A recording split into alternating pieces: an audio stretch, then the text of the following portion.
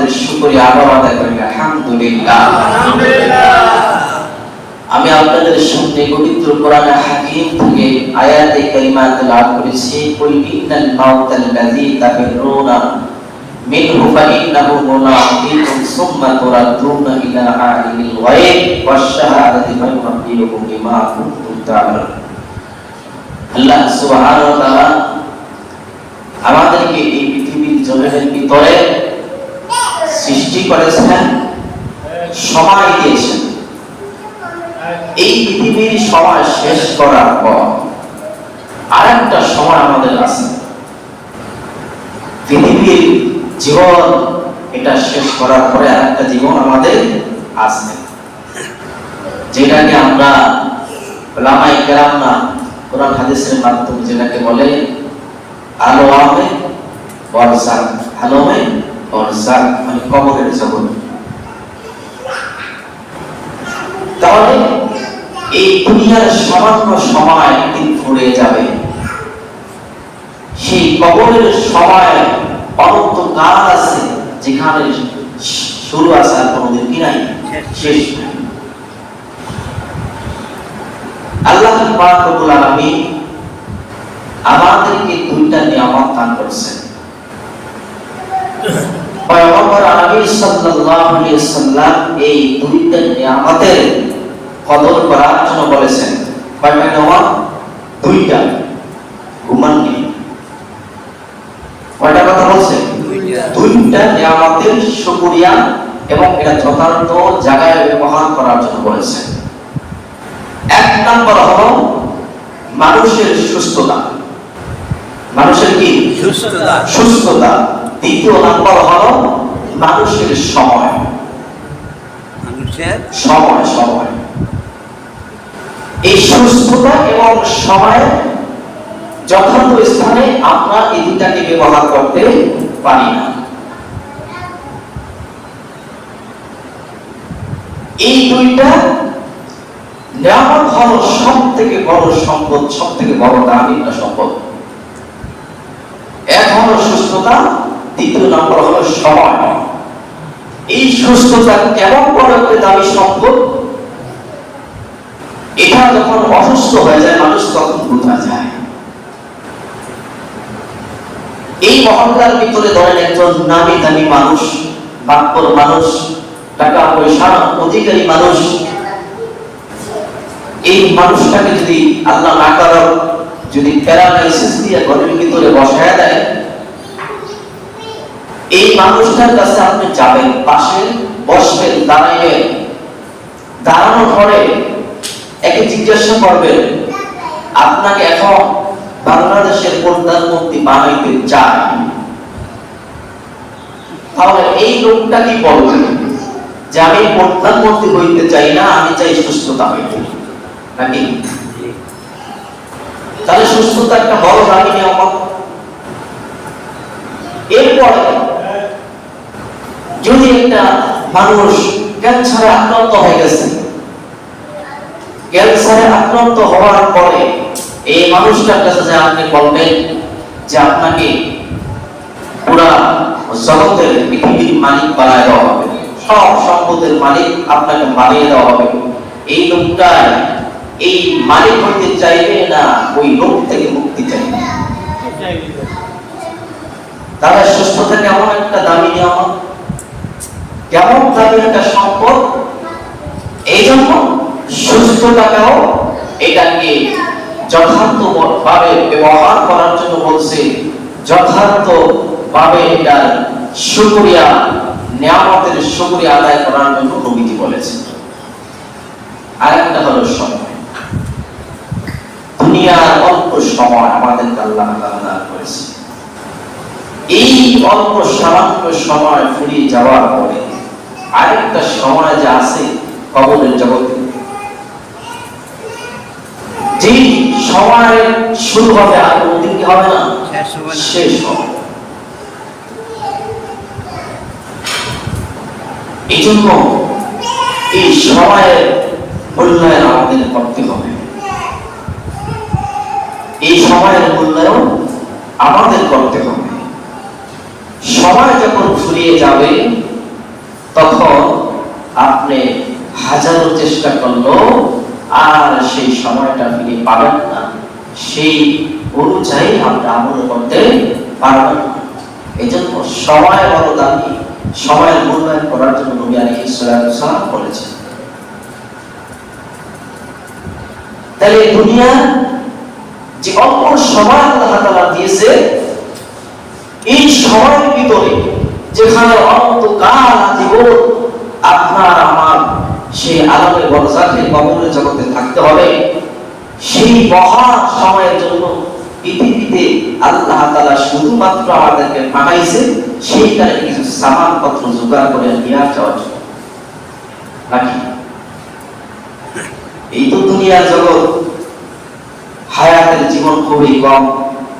এরপরে যখন মানুষ মারা যাবে, তখন মানুষ মারা যাওয়ার পরে যে একটা জীবন শুরু হবে, ওই জীবনের আর কোনো শেষ নাই। আমরা মানুষ নকল দাঁড়িয়া খুব পাগল হয়ে আছি, আসল জিনিসটাকে আমরা বুঝি না, আসল জিনিস আমরা এটা মূল্যায়ন করতে জানি না। দুনিয়ার জীবন তো ক্ষণস্থায়ী জীবন, এর পরের জীবনটা হবে স্থায়ী জীবন, যে জীবনের আর দিন নাই, কোনদিন শেষ নাই। এই জন্য পৃথিবীতে মানুষের চাহিদার কোনো শেষ নাই, আছে। মানুষ যদি গুলশানে একটা বাড়ি করে, সে চাইলে এদিকে একটা বাড়ি করতে। এবারে মানুষের চাহিদার কোনো শেষ নাই। পৃথিবীর সব যদি মানুষ পেয়ে যায়, তারপরও মানুষের চাহিদা শেষ হবে না, বলবে আরো দরকার। হাত্তা যুরুতুল মাকাবির, এই মানুষটার চাহিদা একমাত্র পূরণ হবে কবরের মাটি দ্বারা। কবরের মাটি যখন পড়ে যাবে, তখন তার পেট ভরবে, এর আগে ভরবে না। এই জন্য তো আমাদেরকে বারবার সতর্ক করা হয়, ইয়া আইয়ুহাল্লাযীনা আমানু, ইয়া আইয়ুহাল্লাযীনা আমানু তুলহিকুম আমওয়ালুকুম ওয়ালা আওলাদুকুম আন যিকরিল্লাহ, যে তোমরা দুনিয়ার পিছনে সম্পদের মোহে পড়ে আখিরাতকে ভুলে যেও না, সন্তানের মায়ার পড়ে আখিরাতকে ভুলে যেও না। আন যিকরিল্লাহ, আমি আল্লাহ তাআলার স্মরণ থেকে তোমরা গাফিল হইও না। অল্প আয়াতের ভিতরে বলা আল্লাহ তাআলা কুল্লু নাফসিন যায়িকাতুল মাউত, প্রত্যেকটা মানুষের মৃত্যুর স্বাদ গ্রহণ করতে হবে। ইদা জাআজালহুম লা ইস্তাখিরুনা সাআতাও ওয়া লা ইস্তাকদিমুন, মানুষের যখন সময় ফুরিয়ে যাবে, তখন এক সেকেন্ডও আর সময় দিবে না, দিবে এক সেকেন্ডও সময় দিবে না। তুমি যতই তাওবা করবা, তোমাকে নিয়েই যাবে, নাকি থাকতে পারবা। এই জন্য এই যে সময় আল্লাহ তাআলা আমাদেরকে দিয়েছে, এই সময় ফুরিয়ে যাওয়ার পরে যদি আমি আজকে যদি আপনি এই জুমার সময় যদি মারা যান, মারা যাওয়ার পর আপনাকে হয়তো রাত 10টার সময় কাফন দাফনের ফয়সালা হয়ে যাবে। যদি সন্তান আদি দূরে থাকে, আত্মীয় দূরে থাকে, হইতে পারে কি সকালে নাকি, এই তো সময়। এরপরে আপনার কাফন দাফনের ফয়সালা হয়ে যাবে, কোন সময় আপনাকে জানাজা পড়ায়া কবর রাখবে। তাহলে এতটুকু সময়, এত 24টা ঘন্টা সময় আপনি পাবেন। এরপরে আপনাকে এমন একটা জায়গায় নিয়ে যাবে, এমন একটা জগতে নিয়ে যাবে, যেখানে যাওয়ার পরে আর ফিরে আসা যায় না। এই জন্য ভাইয়া, আমরা দুনিয়ার মহে পড়ে, আমরা সন্তানের মহে পড়ে, আমরা এই পরিচিকার দুনিয়ার মহব্বতে পড়ে আখিরাতকে আমরা ভুলে গেছি। যে আখিরাতের শুরু আসার কোনদিন শেষ নাই। এই জন্য আমাদের প্রত্যেকটা মানুষেরই এই কদরগুলা করতে হবে। এখন সুস্থ আছি, আমরা বেশি বেশি করে কি করব? আল্লাহর হুকুম পালন করার চেষ্টা করব। পৃথিবীতে যত বুজুর্গ, যত ওলি আল্লাহ যাদেরকে দেখতেছেন, তারা সময়ের মূল্যায়ন করেছে, সময়ের মূল্যায়ন করেছে। ফরজের পাশাপাশি তারা নফলও করছে। আবার সময় পাইছে কোরআন তেলাওয়াত করছে, সময় পাইছে জিকির করছে, সময় পাইছে দুরূদ পড়ছে, সময় পাইছে করতেছে, জিজ্ঞাসা করতে থাকছে। এভাবে তারা এই দুনিয়া থেকে কামাই করে তারপরে সেই স্থায়ী সময়ের জন্য, স্থায়ী জীবনের জন্য তারা কি তৈরি হয়ে গেছে। আর আমরা কি করতেছি? আমাদের অবস্থা হবে, আমাদের মৃত্যুর পরে জগতের কি অবস্থা হবে? আল্লাহ তাআলা আমাকে আপনাকে এই দুনিয়ার ভিতরে সময় দিয়েছে, আখিরাতের সেই অনন্তকাল যে সময় আপনি থাকবেন, সেখানে একদিন নয়, দুই দিন নয়, বহু বড় সময় আপনাকে সেখানে অবস্থান করতে হবে। সেই জায়গার ভিতরে কিছু দুনিয়ার থেকে নিয়ে যাওয়ার জন্য আল্লাহ তাআলা আমাদেরকে পাঠাইছেন। তাহলে আল্লাহ তাআলার দরবারে যখন আপনি যাবেন, কবরের জগতে যখন যাবেন, তখন আপনি আল্লাহর সামনে কি পেশ করবেন? আল্লাহ তাআলা কবরের ভিতরে রাখার পরে আপনাকে কয়টা প্রশ্ন করা হবে? তিনটা প্রশ্ন করা হবে। আপনার যখন কবর হয়ে যাবে, কবরের ভিতরে কয়টা প্রশ্ন হবে? তিনটা প্রশ্ন হবে। সবাই জানেন ইনশাআল্লাহ? তিনটা প্রশ্ন করা হবে। মান রব্বুকা ওয়া মান দীনুকা ওয়া মা নাবিয়্যুকা।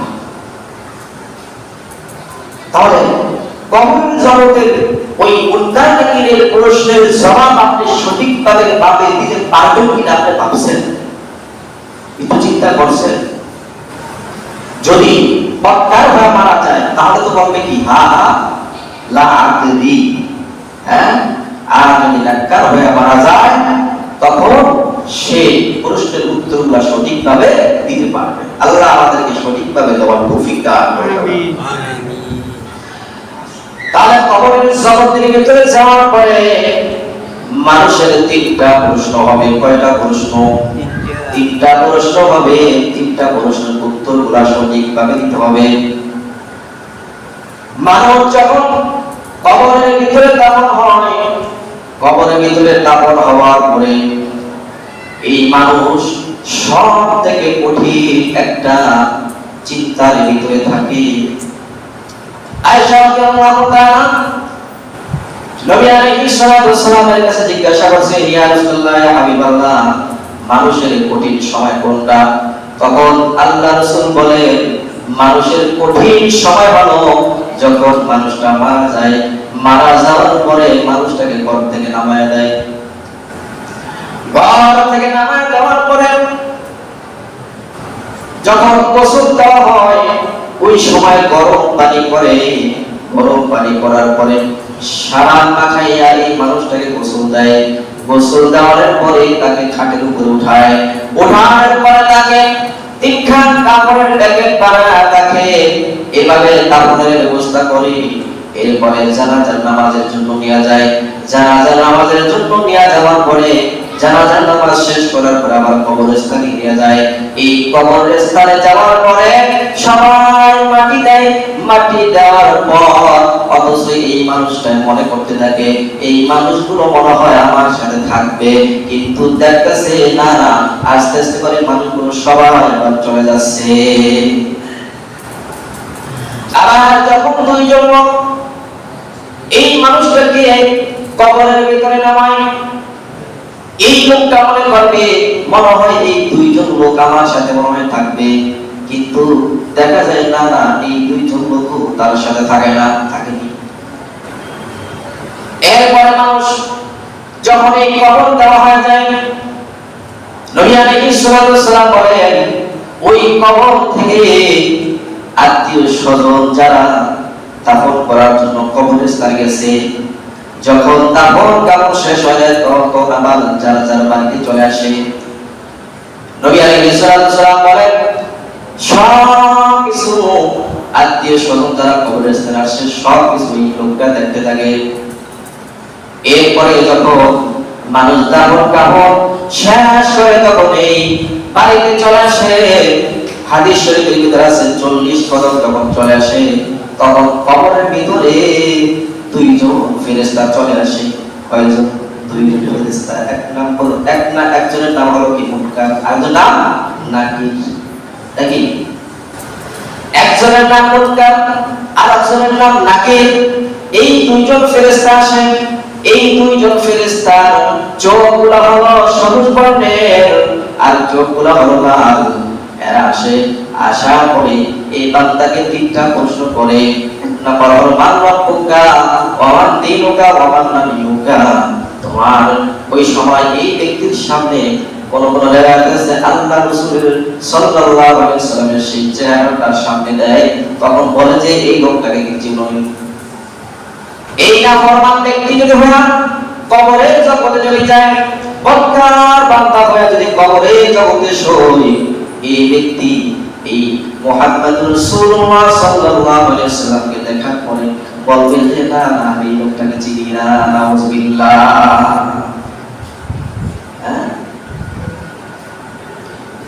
এরপরে আল্লাহ পাক রব্বুল আলামিন বলবেন এই নাফরমানটাকে প্রশ্ন করার দরকার নাই, জাহান্নামের থেকে একটা পলাশ নিয়ে আসো, আগুনের পলাশ নিয়ে আসো, তার কবরের ভিতরে আগুনের পলাশ বিছিয়ে দেন।